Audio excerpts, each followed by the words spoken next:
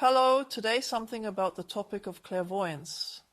When I work with people in this area, there are often two main themes or main groups that make you say, yes, that doesn't exist at all, it doesn't work for me, and the other extreme group marks the pool.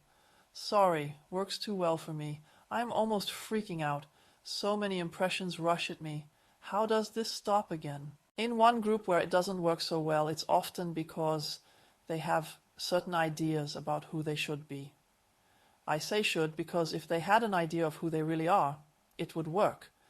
So whoever they are supposed to be, and then they basically exclude such possibilities from their understanding of identity, then they belong to the majority and don't stand out and don't get into trouble.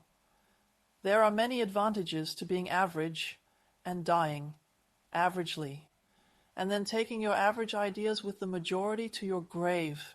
They also have ideas about how the world should be, and again I say it doesn't correspond to reality, but standards provide clear guidance as to where things should go. And that's why they exclude what doesn't correspond to their idea or their norm, or evaluate it so negatively that they don't deal with it in more detail. And when you experience it, it's also scary. So there is such a group, and of course there is a wide spectrum between those who exclude it and those who suffer from it and lead people there. That's why I developed Basic Seminar 2, Tune Your Brain. This is a relatively good way. The biggest mystic researchers who need to be taken most seriously at the moment are not the theological faculties or theological departments, but, well, let's say researchers who cooperate with government authorities and are not that far away from the military or the arms industry. So, be that as it may, there are great wasty products that eventually end up with the civilian population, things with higher frequencies. And if you receive a careful introduction to using it, you can achieve really great results. The material I work with was originally developed to train remote viewers. So remote warning. The military obviously has different ideas about how the world should be, and has therefore developed very pragmatic, great help. Now I say, yes, it's not that difficult to get people to do that. The path may be a little painful, because you then have to let go of many false ideas that have been instilled in you by school, or perhaps even churches, as right and true. They are wrong because remote monitoring actually exists. Most of the obstacles besides these ideas are a lot of pain in the soul. To be human these days, society is called progressive, and you are offered education. But as you can imagine, the packs don't always have something written on them. The people I work with have internalized an incredible amount of fear. This is also a fear that they will be hurt, that they will be lonely if they show themselves, that they will get into trouble if they are different. And this armor of fear is a huge obstacle. You also notice when you have something like fear or laugh at pain because you're insulted or exposed. Because when muscles contract, you arm yourself so much, your heart contracts. And to speak a little figuratively, your mental feathers are stuck together. So, you no longer have the fluff to dance with the wind that constantly blows around you or to swing along with the gusts. In this respect, an education that relies on fear and pain, and that one is always careful not to contradict authorities is pleasing. This is an absolutely anti-mystical, anti-clairvoyant education. And you would first have to free yourself from the fact that you are predominantly out of feeling in this survival fight mode. Then your natural abilities to resonate with the web of the living come back as if by themselves. My favorite Orthodox monk, Paisios from Athos, who only died in 1994 and had, the yogis would call them siddhis, super abilities, super mental clarity. He once said about Western people that we have declared illness to be normal. Well, Osho said the same thing, but let's use an approved authority now, since the Paisios has now been canonized, so I'd rather quote it. And that is why we have become accustomed to illness and have adapted to it, and no longer count on what a healthy person can do, when sick people are so capable of suffering, and yet can achieve many beautiful things. despite their pain and fears. And he says that if we remove the darkness from the soul's eye, I would say in my words, increasingly take away people's fear and free them from pain, then the seemingly supernatural abilities will return as normal, basic abilities. And on that level, whenever Buddhists speak, for example, I understand that they are talking about universal compassion. For me, this universal compassion is not an additional ethical request, but now be kind to everyone, and now pour out your sentimental feelings.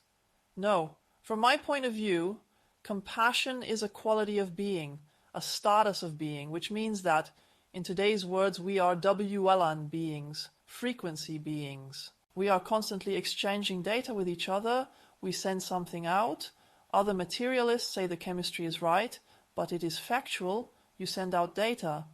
The brain is a transmitter, and so are your organs, they are rhythmic beings.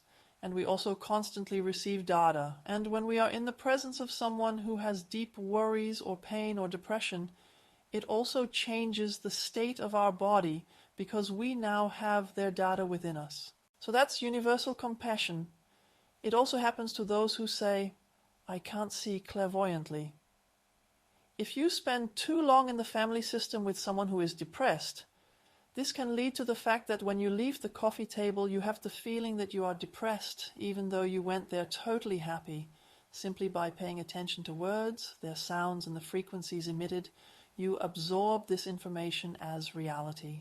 It's perhaps a bit complex now, but that's enough to convey what the other pole of people is now suffering from. So it's not those who say, hey, clairvoyance doesn't exist, but rather they say, thank you very much, I was able to do that as a child, but please, how does it stop? I suffer like a dog, namely from things like that. If I describe it even more blatantly, every pet is clairvoyant, and unfortunately children are too. They read your data directly, that is the original communication. So this is Indra's network, the network of the living, that we are constantly exchanging information patterns. And if you spend too long without distancing yourself in the presence of a person who, let's say, is mentally dying and has very small spiritual ideas and is torturing himself with them because he can no longer leave this world, but says, this is the reality, okay? It is his reality. Then that also makes you small. That's why the monks always founded communities like that. Then settled a little away from the mainstream. The Benedictines on high mountains or Buddhists say, hey, you need the Sangha to support you, because then you have frequencies that support your path instead of dragging you down. So that leads up to there. There's a pretty nasty book by a Berlin veterinarian who eventually quit his job. The book by him is called Mom Takes Nap Now. I'd rather give you the example of a veterinarian first, instead of saying the same thing that happens with children in every family system as with pets. Either this is a conducive, thriving atmosphere, so that really, wow, you have feelings and also mental states that make you grow, that make you wide, big, and light.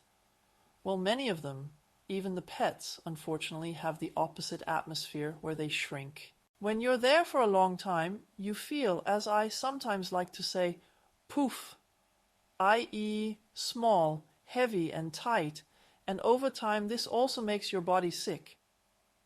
In the book Mom Takes a Nap, the veterinarian describes dozens of cases in which he couldn't get the animal back to health because the owner was sick, and the actual cause was a transmitter of information that made him sick and the animal couldn't leave. For the animal, the owner is important as a food dispenser and for walking, which is why the animal constantly pays attention to the owner and lets in the sickening data all the time.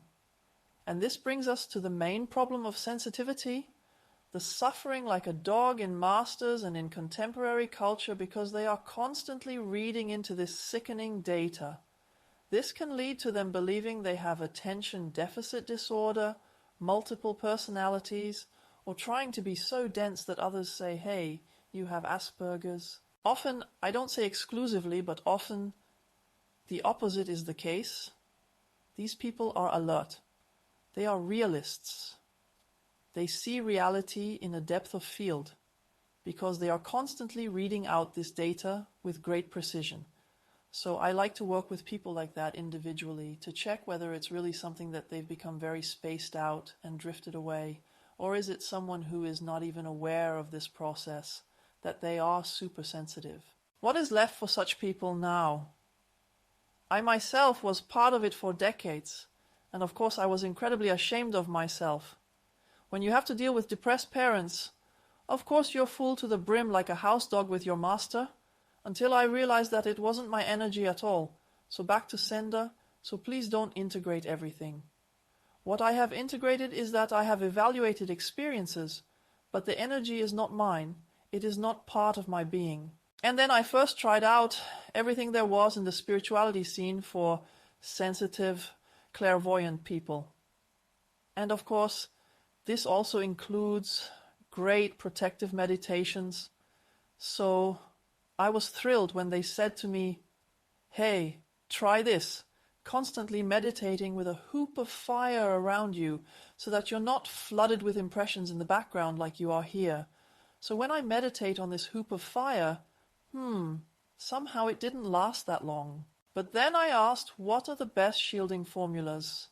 And for a long time, the highlights seemed to me to be from anthroposophical undertakers. The saying of Saint Rudi Steiner, "The outer shell of my aura condenses into an impenetrable vessel against all impure thoughts, feelings, and impressions. It only opens itself to divine wisdom and power and its messengers." And so I was in my concrete egg, which of course I imagined to be beautifully golden on the outside and as big as the earth. Yes, and then I watched, because I speak mantras, I can watch my thoughts. Then I watched my concrete egg crumble. And not from the outside, but peek, peek, peek, as if I were such a little chick, and the eggshell was being removed from the inside and increasingly destroyed with jackhammers. Then I watched as I destroyed my concrete egg from the inside, namely through thoughts like, well, I'm making it up now. But the pattern was something like this. What makes it clearer now? Presto, I'll download the data. Because I'm curious. Oh, how does that place on Earth feel? Presto, I shift my attention to the place. I was simply curious as to who else knows the Muppets show, the two old men there on the balcony.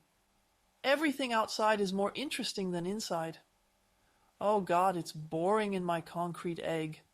Then the pattern became clear to me, so my attention shifted to where I found it exciting. Back then, I didn't think I was worth much attention. I was boring, or I didn't even know who I really was or what I wanted. And that's where we come to my main solution. I can pretty much put an end to this suffering from the HSP learners by making it clear to them, be careful, you find yourself boring. Or rather, most of them have led lives as empaths. If you look at the biographies, they were responsible for being a born helper, an intelligent servant. So I myself, alongside my depressed, suicidal mother, was, among other things, the guide dog for my almost blind father. Starting in 2nd grade, yes, I had to tell the curb. I had to hold the drill for him so he could do the crafts. I had to read him his favorite literature, Hugo Junkus and the Flying Wing Aircraft made of corrugated aluminum, and Rudolf Caracciola and the Nürburgring and the Silver Arrow. I was never interested in being born in 22, but the absurdity of the fact that I now lived in a different time for my father and had to look after him becomes clear. I was wiped out here. Nobody asked me, what do you want? Who do you want to be? What are your hobbies? How can we support you? i.e., parents as mentors. Well, that also spared me a lot of stressful things from the education system.